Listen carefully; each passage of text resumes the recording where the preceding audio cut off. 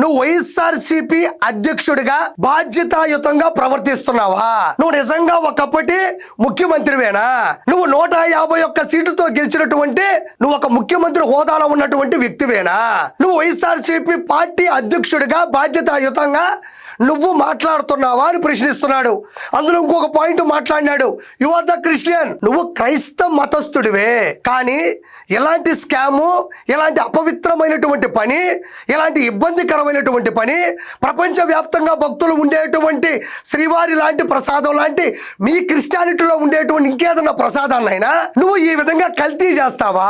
నీ క్రిస్టియానిటీలో, నీ క్రైస్తవ మతంలో ఎలాంటి ఒక ప్రసాదం మీకే ఉంటే అలాంటి ప్రసాదాన్ని ప్రపంచ వ్యాప్తంగా భక్తులు వచ్చి చర్చిలో తినాలి అనుకుంటే నువ్వు ఇలాంటి స్కీము నడుపుతావా అని ఆయన అడుగుతున్నాడు. నేను కాదు, నేను అడిగినట్టన్నీ అయిపోయినాయి. ఈ జాతీయ మీడియా జర్నలిస్ట్ అడుగుతున్నాడు.